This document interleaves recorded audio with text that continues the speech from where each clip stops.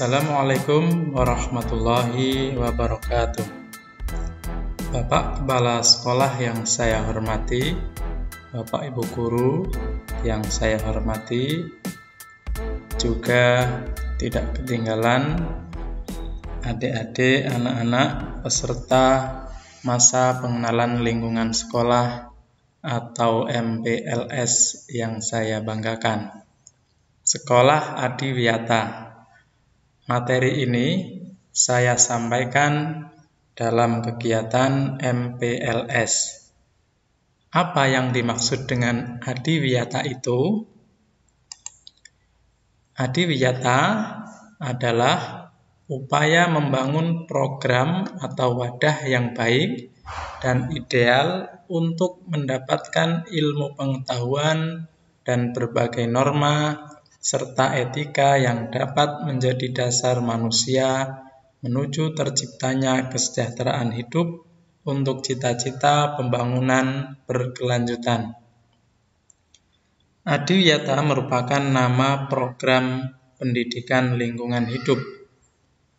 Artinya, Adiwiyata itu nama sebuah program yang dijabarkan, maksudnya adalah program untuk mendapatkan ilmu, norma atau etika demi terlaksananya kesejahteraan hidup yang berkelanjutan. Adi itu sendiri artinya baik, agung, wiyata itu sendiri artinya pembelajaran atau pendidikan. Tentu dengan adanya kegiatan Adiwiyata tersebut mempunyai tujuan. Apa tujuan dari kegiatan Adiwiyata di sekolah? Yang pertama, menciptakan lingkungan sekolah yang bersih, hijau, dan nyaman. 2. Pengendalian kerusakan dan pencemaran lingkungan. 3. Penggunaan bahan atau produk yang ramah lingkungan. Yang keempat, mewujudkan kepedulian bersama. Itulah yang termasuk tujuan dari diselenggarakannya sekolah Adiwiyata. Sekolah selain sebagai tempat terlaksananya kegiatan belajar mengajar, juga merupakan tempat yang sangat potensial terciptanya ide kreatif oleh para warga sekolah. Juga untuk mendorong terciptanya pengetahuan dan kesadaran warga sekolah untuk ikut bertanggung jawab dalam pelestarian lingkungan hidup yang bersih dan sehat. Jadi, belajar tidak hanya mengkaji materi pelajaran saja, akan tetapi praktek pelestarian lingkungan juga sangat dibutuhkan. Perhatikan gambar berikut. Gambar ini nampak lingkungan yang bersih.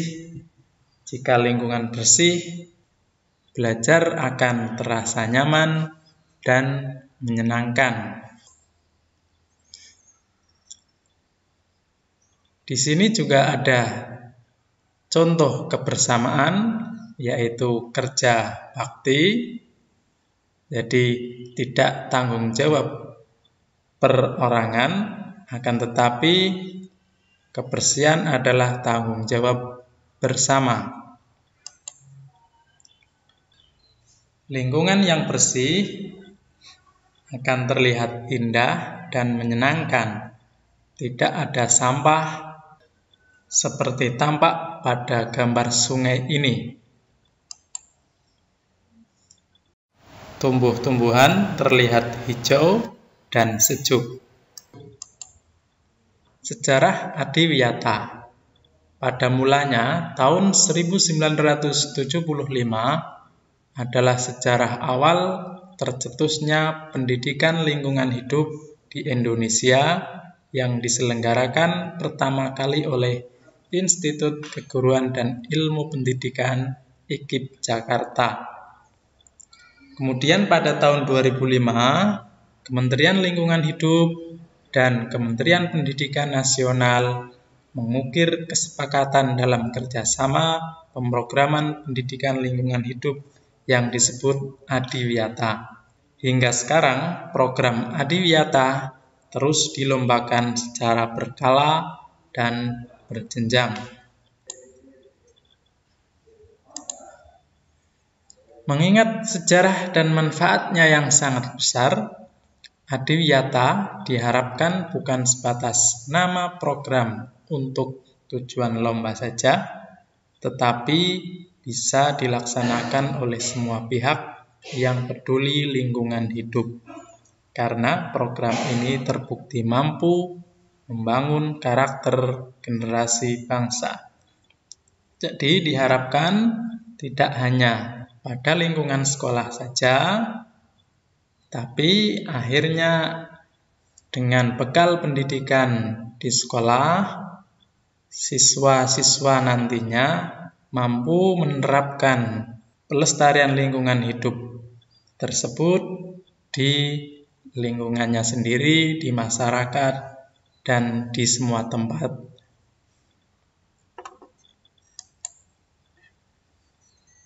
Manfaatnya apa saja? Yang pertama, menciptakan kebersamaan warga sekolah dan kondisi belajar mengajar yang lebih nyaman dan kondusif. Tentu, jika keadaan sekolah kotor, banyak sampah, dan tidak nyaman, akan menjadikan belajar terganggu. Yang kedua, menjadi tempat pembelajaran tentang nilai-nilai pemeliharaan dan pengelolaan lingkungan hidup yang baik dan benar bagi warga sekolah dan masyarakat sekitar. Yang ketiga, meningkatkan upaya perlindungan dan pengelolaan lingkungan hidup melalui kegiatan pengendalian pencemaran, pengendalian kerusakan, dan pelestarian fungsi lingkungan di sekolah. Itulah manfaat-manfaat daripada program Adiwiyata. Bagaimana jika kita abai terhadap lingkungan? Kita lihat gambar berikut. Lingkungan akan terlihat kotor, kumuh, dan tentunya banyak kuman ataupun virus. Sampah-sampah yang berserakan di semua tempat di lingkungan sekolah akan menjadikan sekolah tidak sehat atau lingkungan tidak sehat. Ini juga tentunya tidak kita harapkan. Untuk itu, tanggung jawab kebersihan adalah semua warga sekolah ataupun semua warga masyarakat, bukan tanggung jawab pemulung atau tukang sampah. Akan tetapi setiap orang bertanggung jawab terhadap sampahnya masing-masing. Jadi tidak boleh membuang sampah sembarangan, seumpama di sungai atau di jalan atau di lingkungan yang lain. Jika kita ingin membuang sampah, carilah tempat sampah. Jika kita buang di sungai, maka lihatlah yang akhirnya bermuara di laut, laut kita menjadi kotor. Tentunya ini juga tidak baik untuk ekosistem laut. Juga ternyata ada yang lebih tidak kita inginkan jika sampah menyumbat saluran pembuangan yang tidak dijaga dengan baik, dan juga penebangan pohon dengan sembarangan dapat menyebabkan kebanjiran. Terima kasih. Mudah-mudahan kita semua menjadi orang-orang yang punya kesadaran diri untuk selalu menjaga lingkungan kita masing-masing, dan akhirnya tercipta lingkungan yang sehat, bersih, dan nyaman, dan manfaatnya pun akan berdampak untuk kita semuanya. Assalamualaikum warahmatullahi wabarakatuh.